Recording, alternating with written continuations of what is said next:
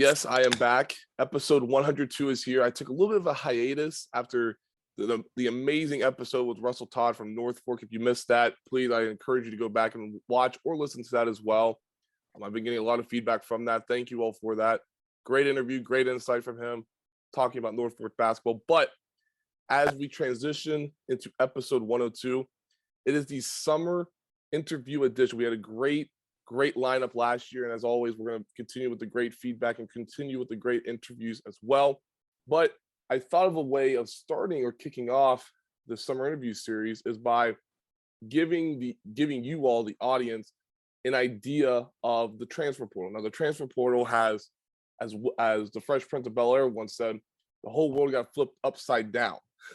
So it's crazy to think, but I have four coaches, I should say, 2 assistants, 2 head coaches that deal with the portal on a daily basis, just to give you all, the audience, an idea of what they go through in a day-to-day setting, and also student athletes that listen to this as well. You can understand what else to expect getting into collegiate athletics, whether or not you pursue college basketball at the highest level, or the next level, I should say, because the highest level is the NBA. But the transfer portal, as I said, it's the good, the bad, and then you have the portal. So without further ado, let's get into this episode. Because like I said, we have 4 coaches joining me on this episode. Let's start with Coach James Long. This is his 4th appearance. I think that's a record now. 4th appearance on the show. His Golden Bears finished 26-6 in his 3rd season at the helm. And he lost 3 guys to graduation, 0 to the portal. And we'll talk with him here in a second. Brandon Staley, Washington and Jefferson assistant coach at the Division III level. First appearance on the show. Just give a little bit of a background on him. He was an assistant coach at Trinity High School from 2016 to 2019 as well. Graduated from WVU with a degree in pharmacy, and he finished his 2nd season at Washington and Jefferson as an assistant for Ethan Stewart Smith. Washington and Jefferson lost 3 guys to graduation, 0 to the portal. Coach Chris Richardson, Wheeling University's 2nd-year head coach, Division II. 3rd appearance on the show, 3rd appearance on the show. Lost 9 guys to graduation. 2 are going to be grad transfers going into the portal. He lost 3 guys during the year as well, and then he just lost 1 to track as well. And then lastly, Adam Williams, son of Tex Williams, his second appearance on the show. He joined us last year as well, so this is his 2nd appearance. Finished his 3rd season as an assistant coach at Stetson University for Coach Donnie Jones. Lost 1 super senior to graduation, and has lost 3 guys to the portal as well. So, gentlemen, after a long opening, welcome in. How are we? Good. Great to be here. Yeah, awesome. Happy to be here. Yeah, thanks, Taylor. What was it, Coach? I said thank you. Thanks for having us. Coach Williams. I gotta give the full name. Coach Williams, what were you gonna say? I'm sorry. No, I just said thanks for having us. Excited to be here. Absolutely. Well, gentlemen, let's get right to it. Coach Williams, I'll start with you. You know, obviously people focus a lot of their attention onto the Division I level, obviously with Marshall and WVU being in state. People and fans try and keep up with what's going on there. But in your eyesight at what's going on at the Division I level, how is the transfer portal sort of shifted the whole landscape of college basketball at your guys' level? Yeah, I mean that's a question that you could really talk for multiple episodes alone on. But I think the overall biggest thing is now, you know, even when I played 12, 15 years ago, coaches are trying to build a program, and they're trying to, you have your guys back every year, and you're kind of building the roster, maybe with a different mix of high school and maybe 1 or 2 transfers, a junior college player here or there. And I think the biggest change is now you're building a new team every year. And every year from this year to next year, nothing is, you can't take anything for granted. So that freshman that you recruit that you're very excited about, he might not be there in 8 months.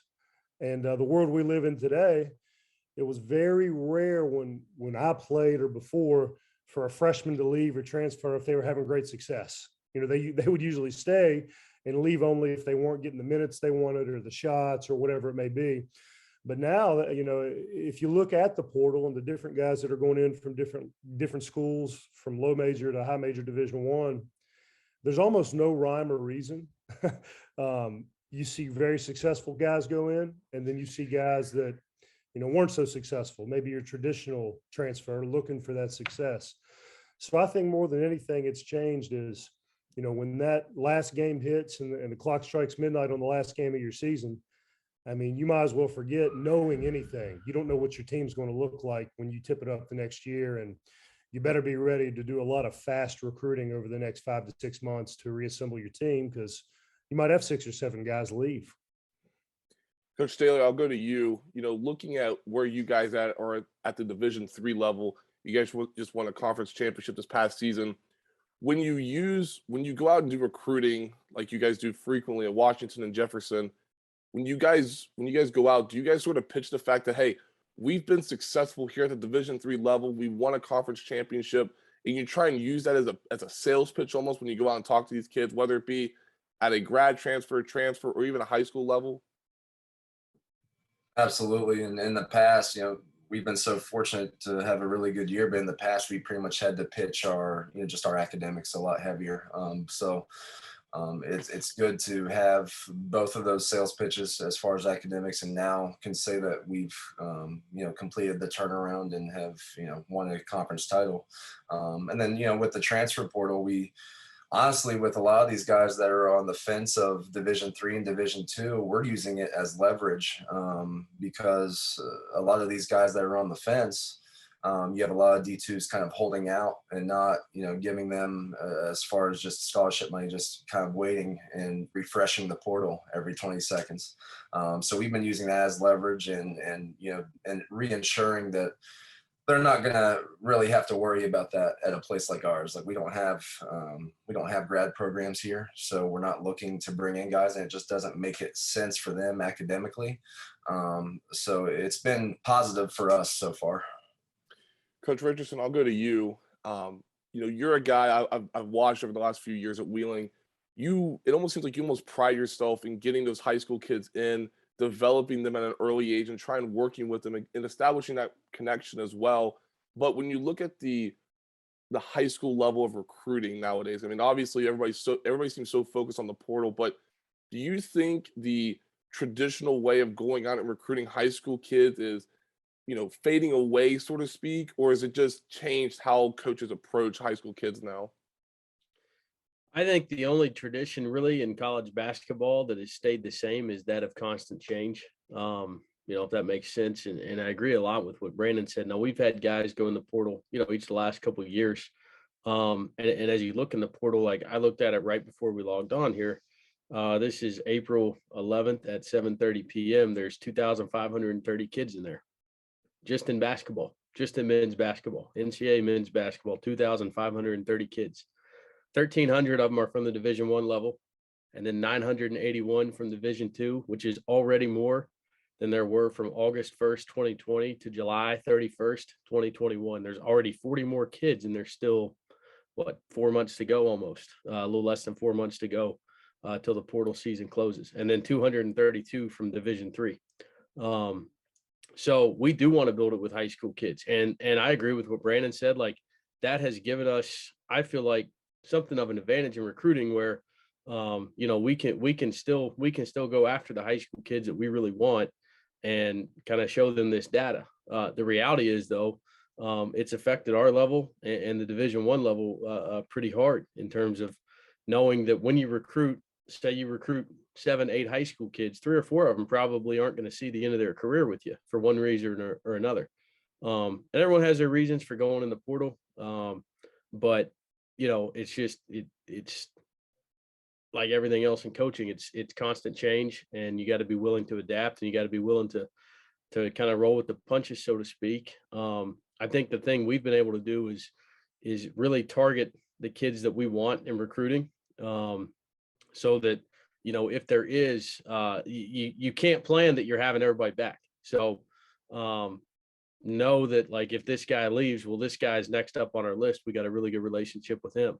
So it's just constant change has always been kind of the way that it goes in college basketball. It's constantly evolving. And this is, even though transferring has been a part of it for a long time, there's 2 guys that I'm really good friends with on this call that were great college basketball players that each of them transferred. for various reasons. It's always been a part of the game, but now seems like it's even more prevalent than ever for whatever reason. I guess my follow-up to that could be, do you think that relationship with a college coach and a high school kid can grow from this, just because, again, like you said, you want to develop them more, in that traditional way of going out and getting them has even increased more? Do you think that relationship between a high school kid and a college coach like yourself, do you think that, you know, increases the chances of you landing somebody like that, or do you think that helps you all in the end game? I personally do, but you all, like I said, once they get here, you got to know at some point they could leave. I mean, that's the way it is. So you do the best job you can with them, building that relationship in the recruiting process, and make sure that relationship continues and is just as strong and certainly stronger once they get into your campus. The difference is, instead of them, having all these thoughts of how things are going to go once they get there, it's all right, I got to compete with this guy, I gotta our schedule's a little bit different, the daily commitment to it's a little bit different. I wasn't able to beat this guy out right out of the gate, and so things change for both parties. Sometimes a coach misses from an evaluation standpoint, and we've all done that at every level. It's hard to bat 1,000, and so you got, like I said, the relationship's the most important part with it, but it can't just be a relationship on the recruiting front. It's got to really take flight once they get to campus. And I think the most important recruits you have always are your own players. And so that's something we really try to emphasize here at Wheeling, just from the relationship standpoint. Make sure we're spending time with our players, whether they play 40 minutes a game, 0 minutes a game, redshirting. Make sure they know that we're always available if they need anything from a relationship standpoint. Coach Long, I'll go to you. And like, sort of going off the lines of what Coach Richardson just said, that relationship has definitely shifted to an extent, but it's still there. Down at Tech, you guys pretty much pride yourself on that relationship between a coach and a player as well. Do you think, with how kids have the ability of immediately transferring somewhere and not having to sit out, do you think that kind of hurts the relationship between a player and a coach, because you invest so much time into these kids, but then whenever they go somewhere else, that might hurt the relationship? How do you sort of go about battling that relationship standpoint? I just think it's our job to be overly clear with people, in the recruiting process, on your team, and whatever happens from there happens. And I think as a coach, like, if you're clear with people and it's not working for them and it's not a fit, then you can keep it moving forward and feel good about yourself. And I think that's what we do here, and I think we do a really good job of being clear about who we are and how each person fits in. And their transfers happen for different reasons. Sometimes people don't know where they fit in, and there's no real vision. There's a lot of ambiguity, and people leave. Sometimes there's a coaching side of it. Sometimes it's a player side of it, where it's never good enough. But like all the coaches have alluded to too, we have to keep it moving. It's the way of the business now. It's part of it, and I think it's making us all better coaches. On the flip side of it too, when you open up some of these games to begin the season at our level, like, the NAI is big. I mean, it's always been a place where guys get that fifth year. You think about schools like Georgetown, and you didn't see 8 of their players the year before, and you have to adapt and keep it moving. But we had a recruit on campus today, and we were telling them, like, everyone wants to be a part of a winning program. Everyone wants to go play college basketball, but when you get there, it's hard and it's not fun all the time. You look across the gym, even at our level, all these kids were the best players on their high school team. And we tell high schoolers, I think the hardest part of coming to college is that competition every day. And, it's easy to get up for game day, but, it's really difficult to show up and try and be that same person that gets better every day and competes every day. So, long story short, I just think the only thing we can do as coaches is be overly clear to these athletes and invest in them. And, read a great thing over the summer, these players don't really want you to pat them on the back. You know, they want you to get them better. So I think as long as you're investing time into them, getting them better, and being clear with them, keep it moving. People transfer, they transfer, and you got to figure it out. So it's a crazy world, but you know, we're all coaching, doing what we love. So it's all good.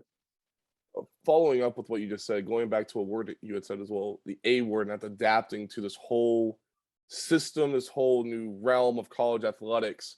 You know, how have you all at West Virginia Tech adapted to the transfer portal and other moving pieces as well within collegiate athletics?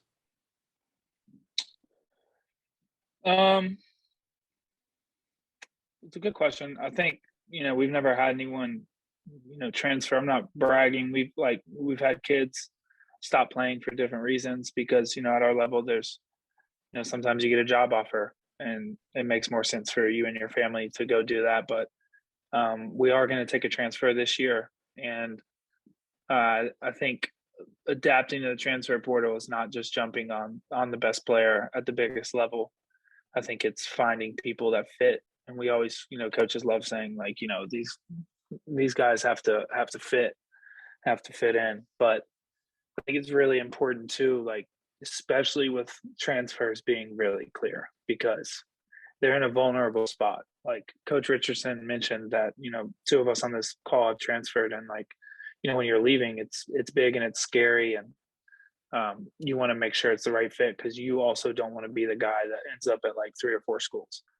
And you know, whatever transfers coming in, especially to our situation like ours, you know, they're not just going to come over and we're not building everything around them.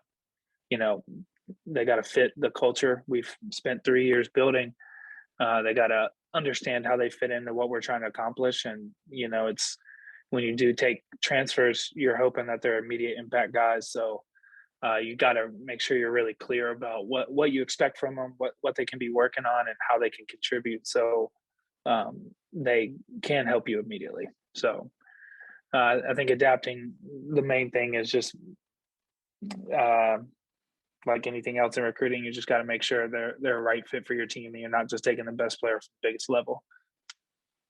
Coach Williams, I'll go back to you. And you know, again, the Division I level, people always focus their attention on that, in just regards to the big names. Seems like everybody wants to focus their attention on that. But from the level that you're at as an assistant coach, working alongside Donnie Jones, do you think a lot of your time during the off season feels more devoted now to, you know, figure out, okay, who's in the portal? Do I know this guy? Do I know connections with that player as well? Do you think a lot of your focus now in the off season is directed more towards the portal compared to, you know, player development and then actually going out and going to the traditional route and going and recruiting high school kids? You know, I think the player development piece is extremely important, no matter whether it's portal, high school. You know, I think that's kind of irrelevant where you get them from. You got to get them better, because number one, if kids don't feel like they're getting better, and it's hard to really build a bond with them, you know, because it's at some point you want to be a transformational coach, but there's still a transactional piece to it. And the piece for players is, you know, how are you getting me to that next level? How are you going to help me reach my goals as a player? How are you going to help me? A lot of them want to be pros. And I don't care if you coach Division III, NAIA, or at Kentucky, every kid you coach just about says they want to be a pro. And this day and time, they all know that through skill development. And so I think the skill development piece, you know, we're heavy on that, and player coach relationships every day. You know, those are 2 things we talk about. But as far as how we spend our time in recruiting, it is a lot more time devoted to the portal. You know, Division I schools, I mean, I used to be an assistant there where Coach Long is at West Virginia Tech. It was my first full-time job. And we looked at transfers a lot, you know, Division I transfers. It was a different world then. There was no portal, but you still had transfers. But now it's just such a big deal. You know, I think I would say the quote I would use is adapt or die. You know, if you don't adapt to it, and I think the best, I'll give the guy a shout out, man. The best coach in the country is Eric Musselman at Arkansas. It's like every year they live in the portal, and they're contacting every single kid that's a big time player. You see Arkansas is on his list, and he's done a great job at, as Coach Long said, he still recruits the portal and finds a way to make it fit with the right guys. And so, kudos to him and his staff for doing that. But, we're going out on the road and we're looking at high school kids because you have to know what's out there. And if there's a young man in your backyard, you want to be keyed in on him. But more attention is paid to this portal than ever before. And if you're not doing that, man, not only are you shortchanging yourself and your staff, but the university you work for, I think. Coach Staley, I'll go to you, and sort of going along what I said to Coach Long as well. How do you think you all have adapted to the transfer portal and its moving parts at the Division III level?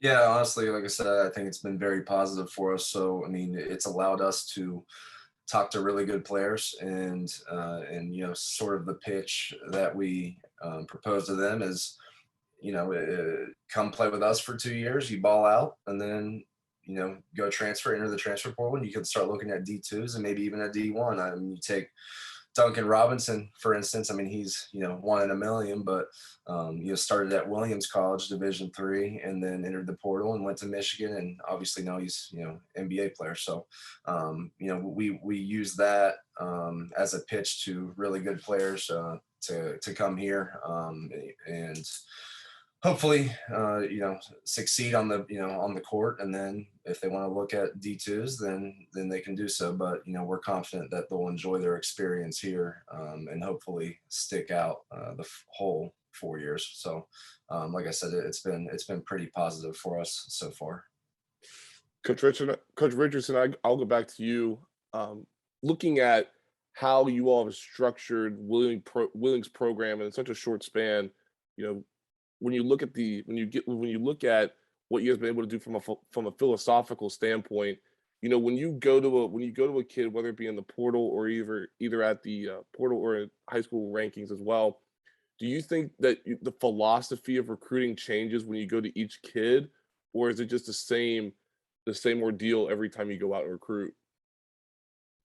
I think one thing you've gotten with the portal is, from the kid's perspective, the high school kid, is really about the relationship and the fit and what could be. The portal kid, because most guys can only transfer once, without having to sit out. So the portal kid, like, it's the relationship's important, but it's more of a like a speed dating process. You get to know him really quick, and he's probably got 900 other people hitting his phone. And it's more about, like, what can you do for me right now? And as Adam alluded to, and I think James, you mentioned it too, like it is about getting kind of the best. I think you said it right at the beginning of the call, Adam, like it is about getting the best team for the next year. But you just have to ask yourself as a coach, what is your philosophy? Who are you? And most importantly, what fits best at your school? And one thing that we've done at Wheeling with building our basketball program, is we've really looked at Zach Bruni in our football program, that started from scratch 4 years ago. There'd never been football at Wheeling, and they did it with a ton of high school kids. They did it with a lot of kids from within 5-6 hours of campus, and they have gotten better and better and better. They've lost some guys to the portal. They've brought some guys in out of the portal, but the base foundation of the football program is still those high school kids. It's been the same with us. And so, it's all about what's best for you and your school.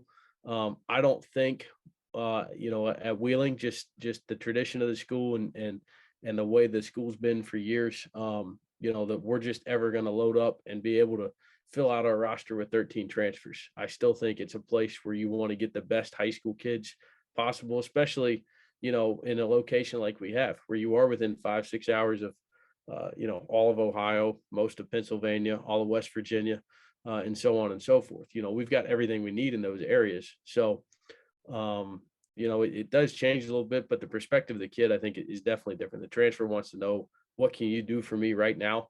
The high school kid obviously wants to know what you can do for him right now, but he's also looking more at the big picture.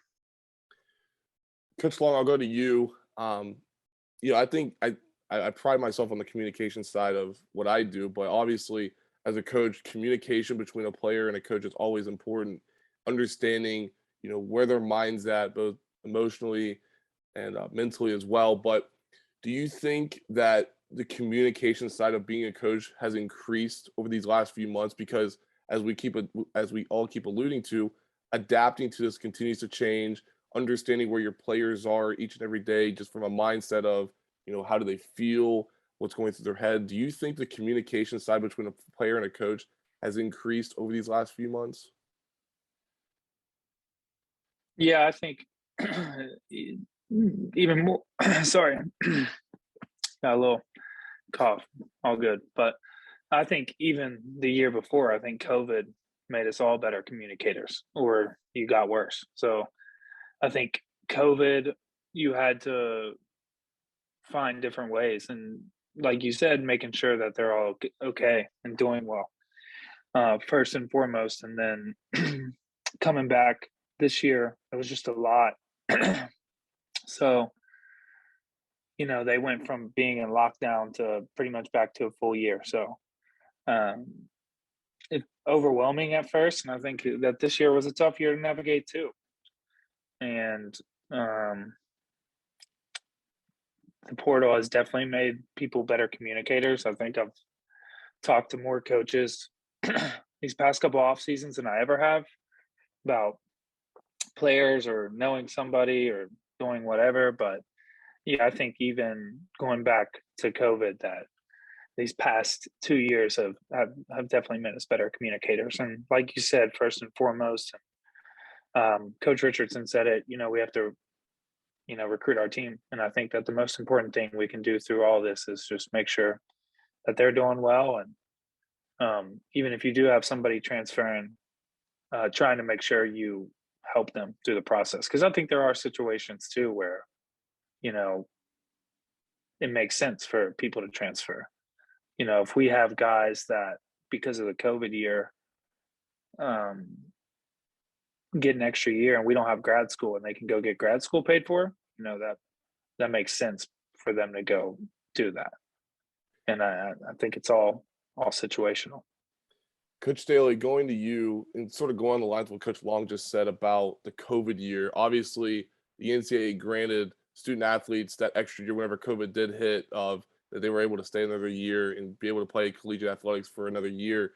Do you think that by that happening, you saw a little dent in the high school recruiting side of things? Because you see a lot of times on social media, especially from 2022s and 2023s, that the recruiting is getting hurt due to the fact that a lot of the guys that are still in collegiate athletics are, your super seniors, your fifth year seniors, that kind of thing.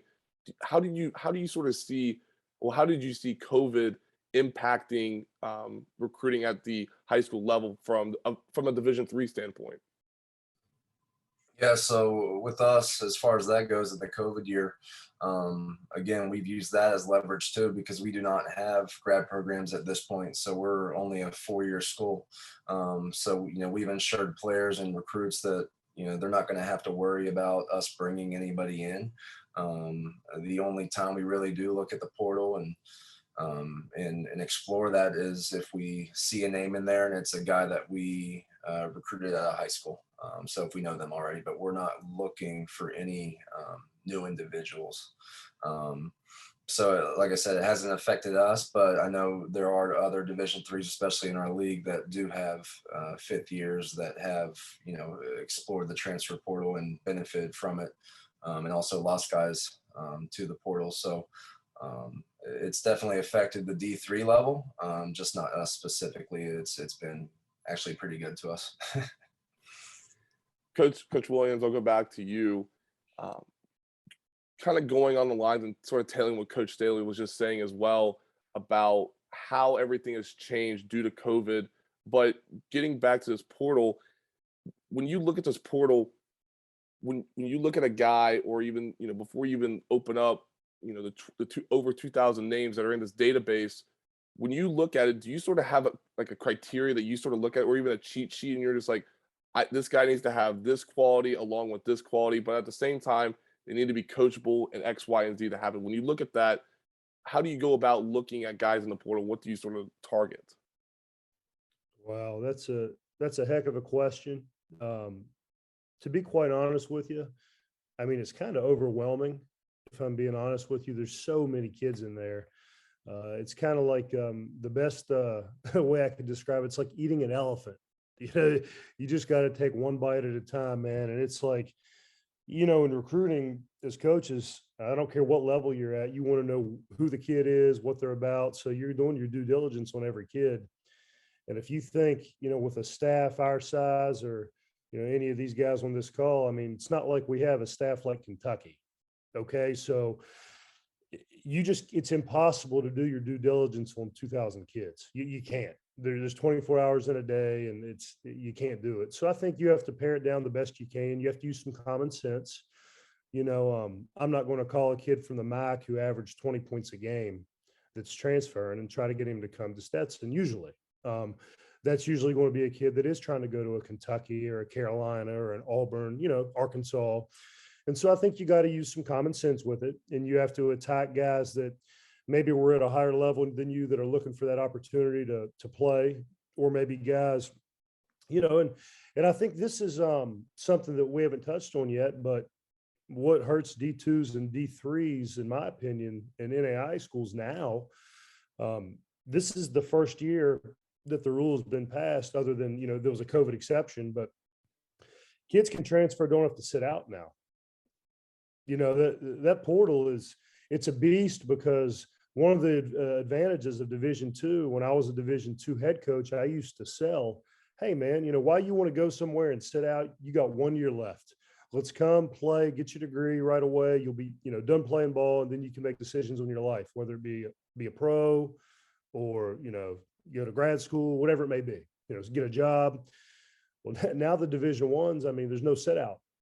And so, you know, that's kind of, in my opinion, hurt D2s, D3s a little bit, in the sense that you lose that bargaining chip, you know, and so it's just made it a little bit tougher, I think, for everybody, and even us, you know. Now, I mean, you know, we go up and play a money buy game against Georgia Tech and have a guy that scores 30. All of a sudden, you know, Georgia, you know, our kids ends up at Georgia Tech, you know. I'm just using those guys as an example. They're, you know, Coach Pastner's a good dude, but it's just a situation where it's almost like the Wild West, man. And if you want to be good in this portal, you got to use common sense. You got to spend your time wisely, but then you do have to do your due diligence, and you have to evaluate kids to the best of your ability. And I think if you try to do that with too many, you kind of get lost in the sauce, and you're going to miss some things you probably need to know about a kid, and maybe sign the wrong guy for your program. I like that answer for a couple of different reasons. One, you gave a teenager slang with lost in the sauce, and two, you gave the reference of the Old West, which is sort of on the lines of the title, The Good, the Bad, and the Transfer Portal. So good job on your pop culture side of things. I truly admire that as a journalist and host. So thank you. Coach Richardson, I'll go to you. Sort of going on the lines of what Coach Williams just said, sort of expand on that from the Division II level. You know, how has that kind of hurt your guys' sale pitch of getting a guy like what he just gave an example of? How do you think that kind of hurt you all from the Division II standpoint? Excuse me. Yeah, I mean, I've been a Division II coach my entire career. You know, assistant coach for I think 12 years now. Just finished up my second year as a head coach. And so that was a major selling point, you know, with transfers, is, hey, you can come to Division II and not have to sit. And, you know, some of the best players that I've been fortunate enough to coach over my career have been transfers. Spencer Reeves was a transfer at Central Missouri. He went, you know, Division II to Division II. He didn't have to sit. He came from North Greenville, where he played as a freshman, came to Central Missouri and was a, you know, 3-year stud, 3-time all-conference player, plays in Germany now. His little brother, by the way, just had a triple-double for the Lakers last night. You know, Willie Reedus came, he averaged like 6 points a game at Jackson State, transferred to us at Delta State, only had 1 year, was conference player of the year, helped us win a conference championship, took us to the Sweet 16 of the NCAA tournament. Like, you know, and nowadays it'd be hard to get those guys. Spencer Reeves was freshman of the year in his Division II league. He could go Division I. I cannot imagine not having Spencer Reeves at Central Missouri like we did for 3 years. I can't imagine not having Willie Reedus, you know, at Delta State. But those guys are harder and harder to get. And if you do have one of them, that you recruit, Adam's exactly right. Like if they've got eligibility left, there's a good chance that they can want to explore their options in the transfer portal. And so, you know, I know a number of teams in our league have dealt with that. You know, I've been very fortunate here. You know, Jordan Reed and Jared Haynes both averaged about 20 points a game in the abbreviated 2021 you know, winter season that we had. And they both had another year. They easily could have gone in the transfer portal. And quite honestly, I wouldn't have blamed them if they could. But they both told us right away they wanted to come back. And so, you know, guys like that with their loyalty, it makes you feel great as a coach about what you're building.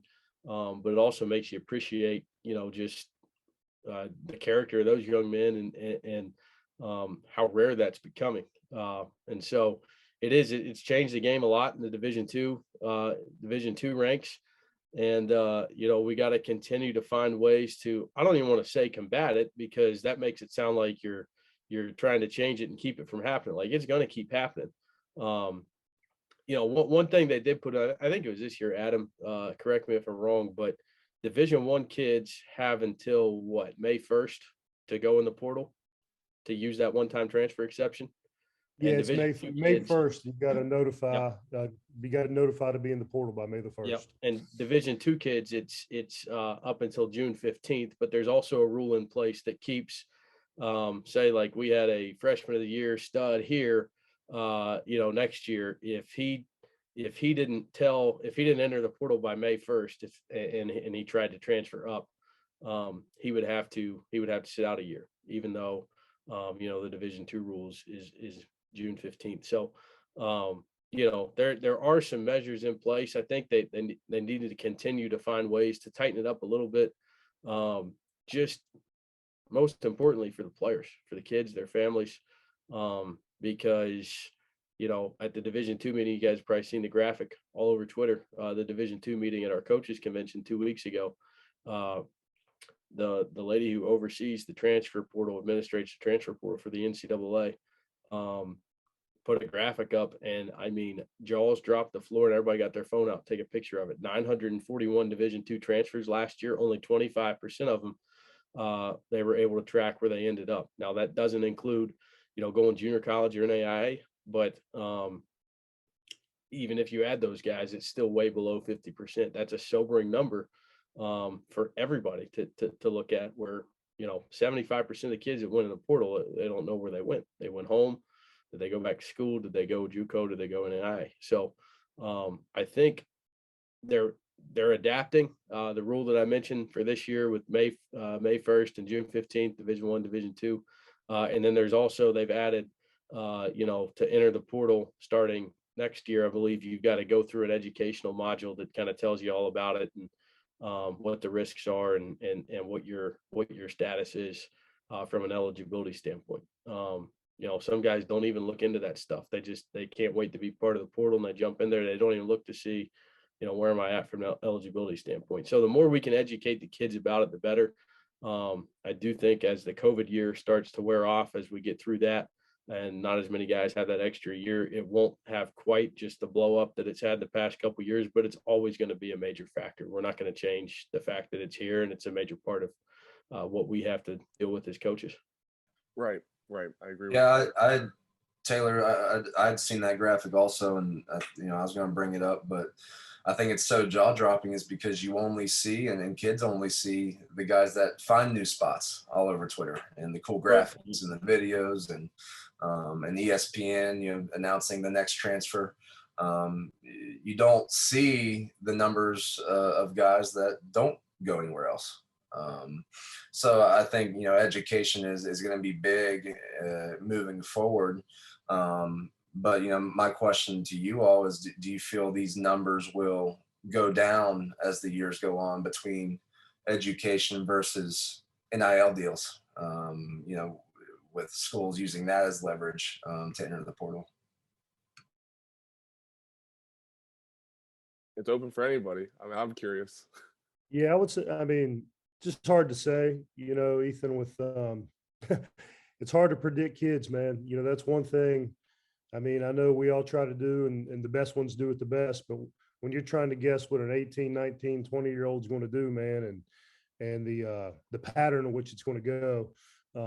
I think at some point it may come down slightly, but I just think when setting out a year was a big drawback. I mean, I was a Division I transfer. I had to sit out, and for my reasons personally, it became a situation where it was like worth it. I'm like, you know what, pros and cons. I mean, it's okay. I'm gonna sit out, but some kids that would deter.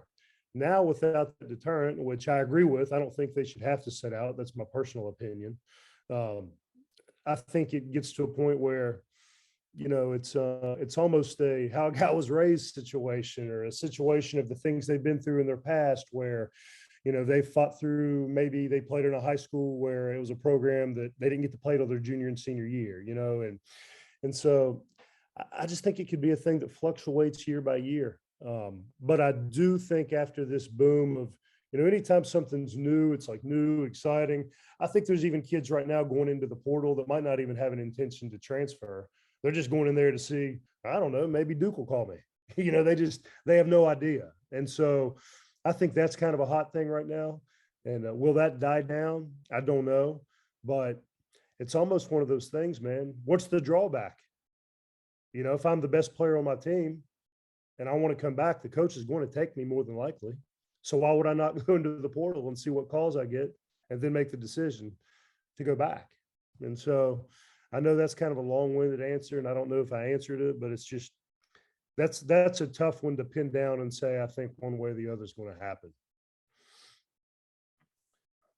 Coach Long, I'll go to you. And this is a question I think can be applied to any level of basketball, even level of collegiate athletics, but I want to ask you specifically this. But looking at these decisions that we've been talking about these last few minutes, how do you think the NCAA can assist these student athletes in making the best decisions for their future, but all the while they're remaining this, I guess, the structure or foundation that ultimately could prevent them from spiraling out of control? And like they said, getting that call from a Duke or getting a call from that, that blue blood kind of speak. How do you think that could be, structured? I think just like anything else, when you're going to make a decision, you have to be educated on it. So I don't know how you go about that. I think you bring, maybe you bring people into schools, or when make West Virginia, we would do different things where all the athletes would meet and, listen to speakers or do different things. And maybe you bring a panel of people in who have transferred. It's worked well, transferred. It was the same, and transferred, and there was a horror story. So I think you educate people. I think, like everyone's been talking about on this call, it's new and it's exciting, and everyone sees that. They see the clickbait on Twitter. It's not cool to talk about who it doesn't work for, and I think it's really important that the NCAA educates people on the reality of the numbers, like Coach Richardson was talking about. Let's make sure we're spraying that out there. Let's make it a requirement for these coaches to educate their teams on, hey, these are the numbers as well. Like, I know you see your friends transferring up and they got all these sweet NIL deals. Well, that doesn't mean it's going to work for you. And that doesn't mean that you're going to transfer and be happier. The grass isn't always greener. And I think it's really important that we just educate these athletes as best we can. And maybe it's different for every school, but, we also have an obligation as coaches to be honest and clear with these athletes too. A lot of times there are coaches trying to get a quick fix, and they're selling people the dream when in reality it's not going to be like that. So, played with a lot of guys that, there are probably more stories where it didn't work out, and you have the grass isn't always greener example than it is the ones that find a home and figure it out. So just got to educate them as best we can. Coach Richardson, I'll go to you because I think this would be a great question for you in regards to how you recruit. Because you recruit a lot of in-state kids. You're heavy in regards to the state of West Virginia. You had 3 in this past recruiting class for you for the class of 2021. But I'll ask you this, obviously everybody in here follows West Virginia athletics in one way, shape, form, or fashion.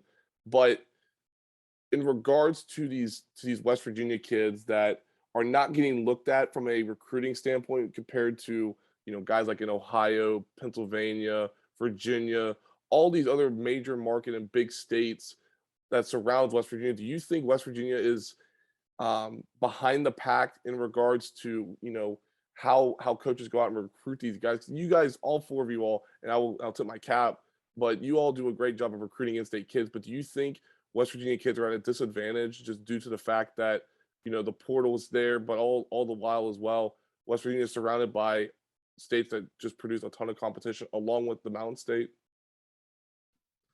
I don't know if they're at a disadvantage. I do think, Brandon mentioned a good point earlier with, if you do look at a guy in the portal, like the first thing I look for when I look at the portal, and I look at it every day, a couple times a day, but we haven't been real active in it. Just we look for relationships, and so I think where there could be, I don't know if it's a disadvantage, but it's just a little bit different, is where not as many schools go out and recruit the state of West Virginia as say they do Ohio or Indiana, Pennsylvania, for example. That maybe the relationship aspect isn't there with a lot of the kids in the transfer portal, that are West Virginia kids. It's more maybe the first time they're getting to know them. So I don't know if that's a disadvantage. I just think it's more of the reality of the size of our state and the way that people recruit our state. There's several Division II schools and Division III schools, in the surrounding states that come in and recruit the state of West Virginia. There's IUP has a kid from Woodrow Wilson, Cal PA has a kid from Wheeling Central. I know Marietta, Brandon, that you guys go up against a lot. They've got several West Virginia kids as well.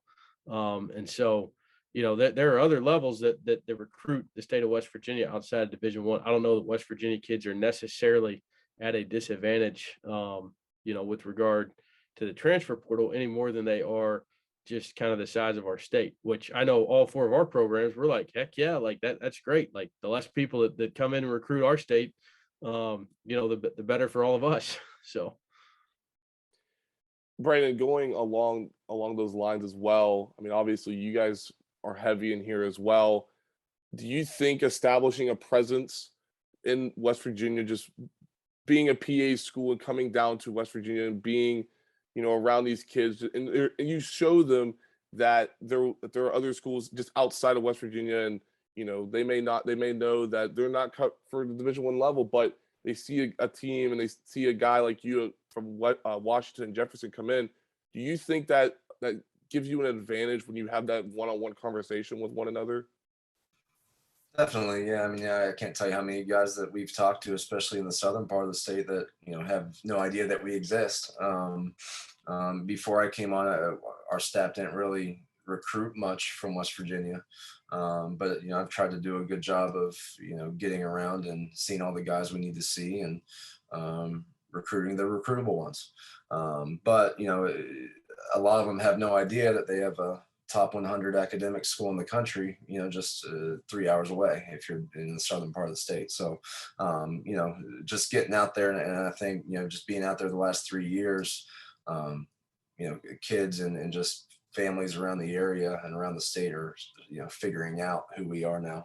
But as far as, guys at a disadvantage, I would say definitely kids in the southern part of the state are at a disadvantage when it comes to Division III caliber players, just because there aren't many D3s down around there. I mean, you got West Virginia Tech and NAIA, and then it's pretty much open. You're going down to Kentucky or Virginia for your next Division III. I mean, for instance, like we've got one kid that will hopefully land here soon, and I can't believe he doesn't have any other looks, and we're his only one. So I feel like there's definitely guys down there that haven't been looked at, but that's just the disadvantage it is for D3 caliber guys, is because a lot of these Division III schools don't have the budget to get out and about and go these long distances and take these long recruiting trips to go out and scout guys. So if you're not doing your due diligence on getting your name out there and shooting DMs on Twitter and shooting out emails to staffs, you're probably not going to be seen unless you're D1 or D2 caliber. Coach Long, I'll go back to you.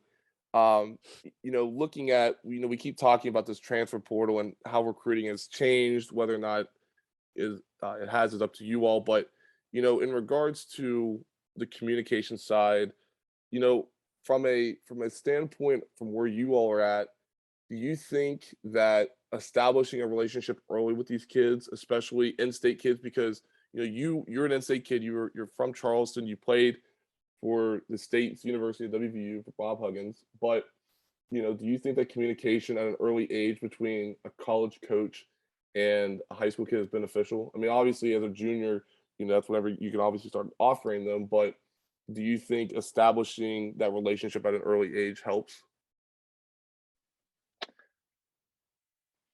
Uh, it's a good question. I'm probably not the right person to ask.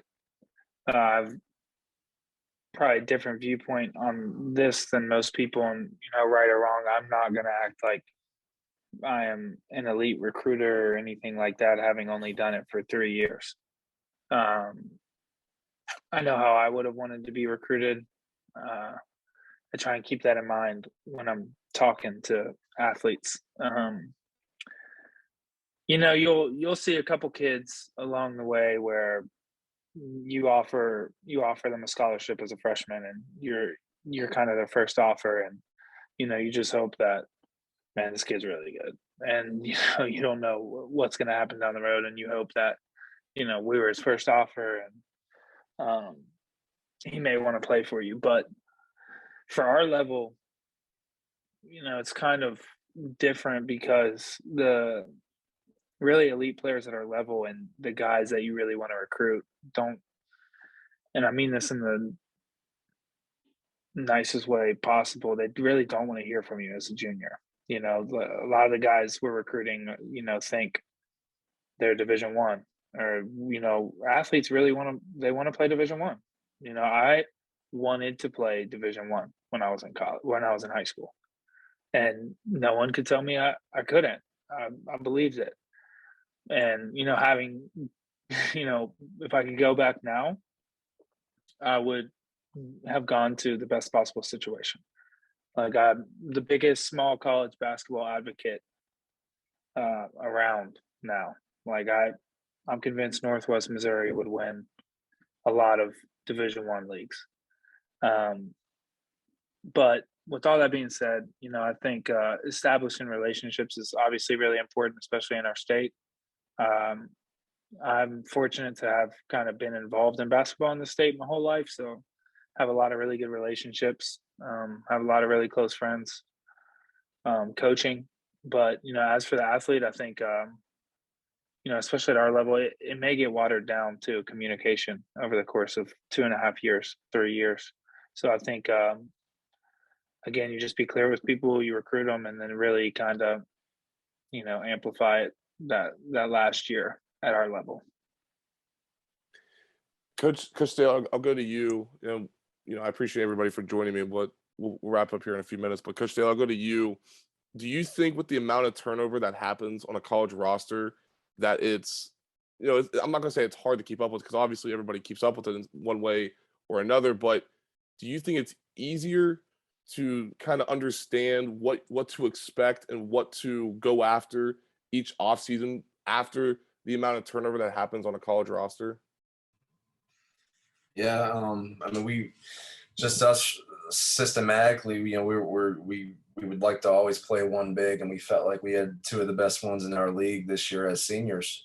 So early in the recruiting process, we were looking for bigs, as everybody is. They're just hard to come by nowadays. So that was obviously a priority for us, but unfortunately, they both had got hurt around the same time and were both out. So we had to adapt and go to a 5-guard lineup, and it actually turned out to be better for us. So even when those guys came back, they were great teammates, and accepted their new role on the team essentially, and came off the bench. So that really affected us from a recruiting standpoint, and that wasn't a priority for us anymore. So you can't really tell with the turnover, with how your roster goes. I mean, you're going to try and fill positions of need, but I think any good coach will adapt with what they have, and like everyone has said here, and coach the guys that they have and recruit the guys that they have. Absolutely, absolutely. Coach Williams, one final question for you. Looking at the traditional way of going to a guy's house and sort of meeting their parents and understanding where they come from and stuff like that, and just the one-on-one interaction in person. But now, obviously, since COVID happened, it's sort of opened up our eyes as a society that there are different ways to communicate with people on a much larger scale, like what we're doing right now on Zoom. I mean, everybody's in different locations. I'm in Morgantown, everybody else is at their respective homes. But do you think that the way that not only social media has changed, but the different waveforms of communication has changed, do you think that has benefited collegiate athletics from the Division I level all the way down to the NAIA level?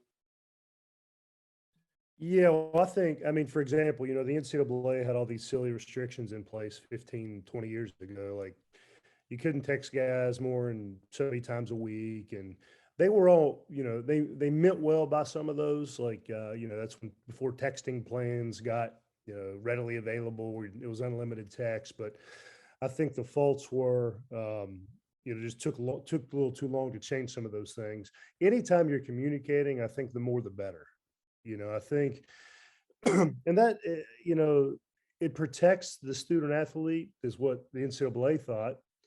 But at the end of the day, a kid and his parents and maybe, their AAU coach or, whoever's helping them with the decision want to know as much as they can know about you, just like you want to know as much as you can about them. Because how much can you learn unless you're with somebody every day? And so I think all the different mediums of communication are good. I think the one thing that has changed more than anything with the portal and communication at the speed at which we do things.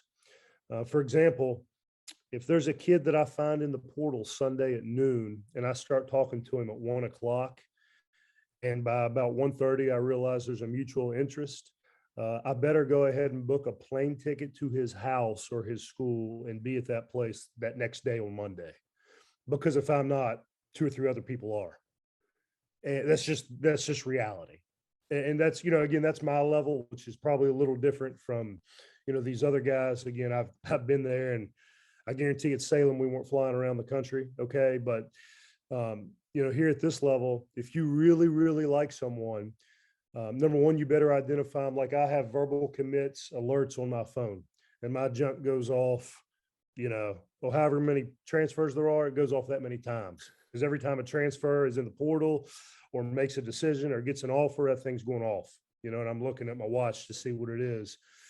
But the time is so precious, and the guys at this level, staffs are so big and so aggressive. If there's a kid that goes in again noon Sunday, I better have my tickets booked and tell him I'm coming to his house by Monday, because and have the official visit scheduled at the end of the week. Because that's how fast this thing's going. Guys sometimes are making their decision within 4 and 5 days. Coach Richardson, I'll end this podcast with you. No pressure though, no pressure whatsoever. But I want to go back to something that Coach Williams had mentioned earlier, and he stated that he agrees with the one-time transfer order that was put in place by the NCAA. Where do you stand with that from a Division II standpoint? Do you think that helps you all? Just give us your general opinion on the one-time transfer of immediate eligibility. Well, first of all, I got to work this in because Adam was a transferring pioneer back at like 1998, 99. He transferred from South Charleston Junior High to McKinley Junior High over in St. Albans and completely changed the landscape of Kanawha Valley Conference junior high basketball. Two-time transfer, Coach Richardson. I was a two-time transfer. I think I'll also confirm James. James was D1 or bust out of high school, because I tried to recruit him at 2 different schools and couldn't even get him to visit. I mean, he visited us at UC all the time. He was just in there to get up shots, though. It wasn't to be recruited. But I do think that first of all, I agree with Adam. Like, it is the right thing. You should be able to transfer once without penalty, particularly as many coaching changes as there are. You know, just and Zach Spiker was on Three Guys Before the Game a couple weeks ago, and he said it best. He said, you know, he used a line from draft day where they scratched the deal with Seattle and they give him a different deal. And he said, what happened to the deal from 30 seconds ago? And he said, well, it's a different world than it was 30 seconds ago. That is college basketball recruiting in 2022. Zach's exactly right. And I'm fine with a one-time transfer exception, particularly for, you know, guys that, you know, they come in and do the right things. They're eligible. As long as you're eligible, yeah, you should be able to transfer one time, I think. Where it really starts to hurt not just programs and coaches, but kids is when guys are transferring 2, 3, 4 times. It just makes it hard to build continuity. And that's I think a lot of what you see with the data we discussed earlier, where there's so many transfers and only so many spots to fill, especially when you factor in junior college kids and high school kids. So, yeah, I don't think you'll ever see them back off the one-time transfer exception. I just think the most important thing moving forward is that we continue to educate, you know, the student athletes when they say that they want to go in the transfer portal, make sure they know exactly what that means. You are not guaranteed anything. You're not guaranteed your scholarship at the school that you're leaving. And you're not guaranteed to get a scholarship anywhere else or even a roster spot. But I also think it's important that we as coaches continue to adapt to it. I hope that, you know, we're never in the position, just because I love spending time and watching guys develop over the course of, you know, 2, 3, 4 years. I hope we're never in a position where we are constantly changing our roster over 13, 14, 15 guys a year with the transfer portal. But if that's the way of doing business at some point, you know, that's on us as coaches to adapt. So. Well, guys, I appreciate you all joining me. I appreciate your insight. I appreciate your opinions as well in regards to the ins and outs of the transfer portal and recruiting as well, especially with recruiting here in the state of West Virginia, because this is a West Virginia-based podcast, as all of you all are aware of. But yeah, I think it provides insight, a little bit of, you know, expertise, so to speak, on, you know, what goes through a coach's mind when going out and recruiting and all the other X's and O's as well. But thank you all for joining me. I appreciate your all's time. Thank you. Thanks for having us, man. Yep. Thanks. Good talking to you guys. Taylor, I got one question before we get off here. Yes, sir. We are still recording, by the way. I just want to let you know that. That's okay.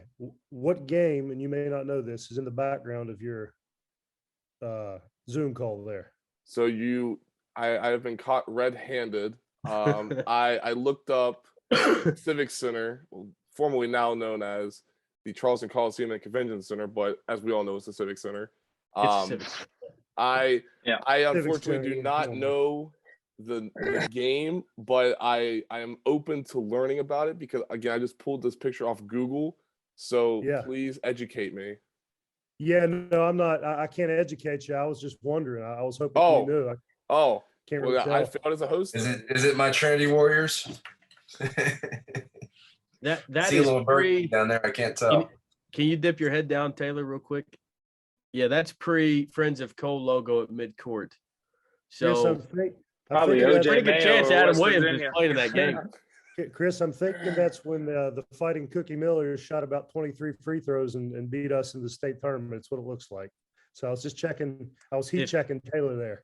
If Taylor could zoom in on the media row, I'd be able to tell you, because I was working for Metro News for that game. I had to come in and. I thought that was the new court. They kind of made it similar. Hard to see my boy Adam like that. That was tough. Hey, all you have to do is look at the shorts on those kids, man. That was pretty tight shorts, okay? Yeah, that's like 2006, 2005-ish for sure. Yeah, I can't really tell. I don't know. Well, we'll have to look at it later. I don't know why I just tried to do that, but it's neither here nor there. It's a podcast. You can do whatever you want. So there you go. I guess I have been caught red-handed, which is fair. It's fair. It's only fair. But again, I appreciate everybody's time as always, and thank you all. I hope this was beneficial for everybody other than me, because I enjoyed it. So thank you all. No doubt. Have Thank a you, good guys. time. Great to see you guys. Thank you. This will conclude episode 102, the big 102 of Hoops Across the Mountain State. Again, I'm your host, Taylor Kennedy. Thank you all for joining me. Special thanks to my 4 guests, Coach Brandon Staley from Washington and Jefferson, Coach James Long from WVU Tech, Chris Richardson from Willing University, and Adam Williams from Stetson University as well. You can follow me on Twitter at Taylor_Kennedy7 for all the latest about this podcast. And you just subscribe to the podcast. It's the best thing to do. Apple Podcasts, Spotify, YouTube, you name it, we're there. Just go do it. Enough said. But thank you all for listening. I'll catch you all next time on episode 3 as we continue through our summer interview series. Thank you all for listening and stay safe.